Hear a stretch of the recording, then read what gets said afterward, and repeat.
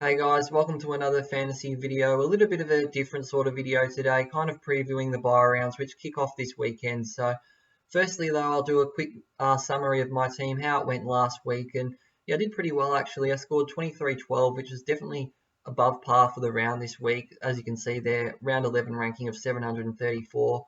And yeah, as a result, I'm slowly creeping up the rankings now to 13,000 after that disastrous start I had to the year. So, it's starting to really build into the season now, which is nice. But yeah, the highlight of this round for my team was definitely James Sicily there, 165. Played an awesome game. The only thing he did wrong really in that game was get suspended, which is just a bummer moving forward, especially over the buys. So look, he was just intercepting everything on the weekend, playing a different sort of role, kind of more loose down back, which allowed him, kind of freed him up to take more of those intercept marks. So he was fantastic there. And as for the midfielders, my primos delivered once again there. Roy led as captain. He was fantastic. I was a little bit upset with myself with the game beforehand, seeing Tim Taranto pump out at 145. Thought I made a big mistake taking the captaincy off him, but Roy led putting out a 130 kind of eased that pain somewhat there. And as for the rucks, Jared Witts, he was awesome and yeah, outscoring Team English by around 15 points or so in the same game playing against him. So that was a huge bonus for me considering most people have Team English alongside Marshall. So yeah, for Wits to bank those extra points definitely helped me this week. And as for the forwards, they've been great as they have been all year long, really. Those Primos and Taranto, Gould and Dunkley. Zach Butters recently, he's been great in addition to my team.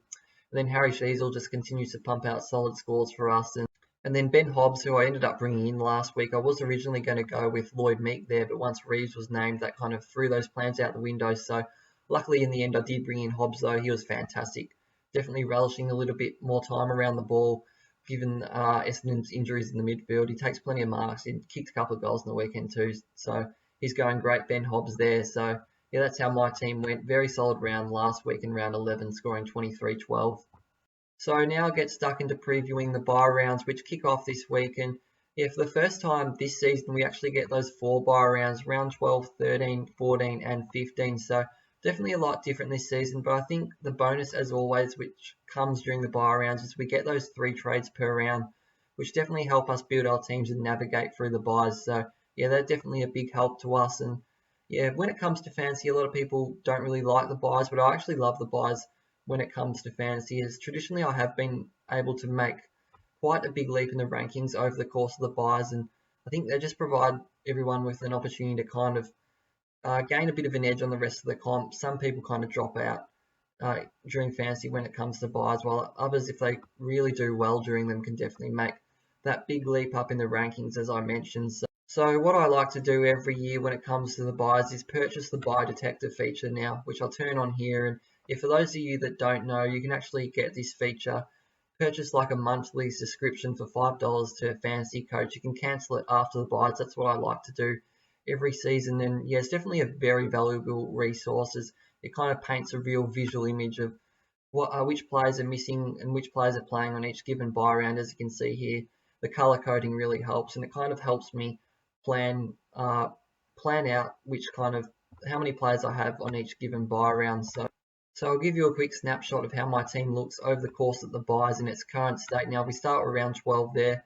I'm looking really decent for this round actually. I kind of counted them up. I should field 20 after trade, so that's a good result there. So then we move on to round 13. This is pretty good as well. Obviously, that round is really unique, which only the 2 teams in Geelong and the Gold Coast have the bye. So I think most people should be able to field a strong 18 at least, and probably more so 20 to 21, which with most of them being primos. Then on to round 14. This is where it starts to get a bit tricky for me.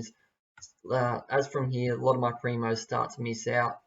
And then we move on to that last bye round in round 15. This is the one that really looks really dire for me at the moment. As you can see, there are a lot of players missing. I think I only had 13 or 14 players at this stage heading into round 15. So that's what I'm kind of going to be working towards over the next 3 or so weeks, kind of making sure my team is all set for that round 15, at least hitting those 18 players there.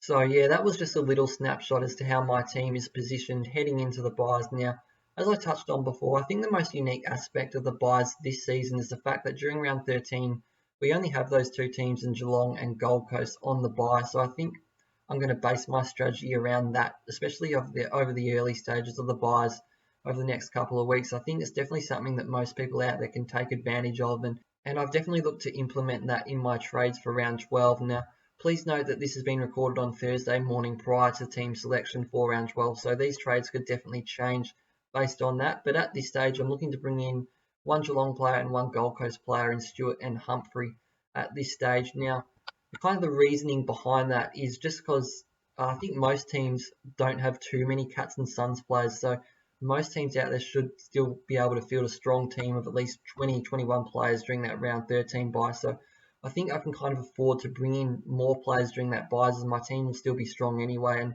that's kind of going to set my team up for the latter stages of the buys, round 14 and round 15, kind of having more players available, more primos available for those rounds. So yeah, I'll definitely encourage those out there, if you don't have too many Suns or Cats players, to definitely target them this week, as it's just going to be invaluable moving forward over the latter stages of the buys. Yeah, as I touched on, we should be able to field a strong team in round 13 anyway, so definitely a real bonus if you have those Suns and Cats players already in the team there. And as for some general sort of strategies that I like to use during the buys, obviously the most common, most basic one that everyone probably knows is what we're trying to look to do is trade out players on their buy to players coming off their buy. So that's something that I look to do starting off next week, targeting primos from the Dockers, Lions, Saints and Swans who are on their buy this week, bringing primos from those teams who won't have a buy moving forward. So that's the kind of most basic sort of strategy there. And obviously, as it's best 18, we want to be fielding at least those 18 players per round. Now, I like to target a little bit more than that, around 19, 20 at least on each buys. That'd be the best case scenario. Is you definitely want a little bit of leeway, as yeah, we're going to be fielding a lot of rookies over the buys, so we want to allow room for those real poor scores, those 30s and 40s that we're going to cop to drop those scores off. So, and also, I think a lot of people fall into the trap of kind of scrambling to get an 18, but they kind of don't count how many primos and how many rookies are within that 18. So what I like to do is make sure that I count how many primos I have in each buy round, make sure they're around 13 to 14 at a minimum there, as I think it's all good to field 18 players, but if amongst those 18 players, around 5 of them are rookies that could pump out 30s and 40s, then you're not going to do very well. So premiums are going to be the ones that are going to really drive your score, give yourself an edge over the buys. So that's probably my biggest tip that's worked well for me in the past. Target premiums. I don't even mind even sideways trading premiums over the buys, just to strengthen those teams on each given buy round. You want a sufficient number of premiums, as I mentioned, they drive your score over the course of the buys. So yeah, that's all for today's video, guys, previewing the buy rounds. And yeah, good luck to everyone during the buys. Hopefully you all are able to navigate through them without too much carnage. So yeah, good luck to all, and yeah, I'll see you at the end of next week with another video.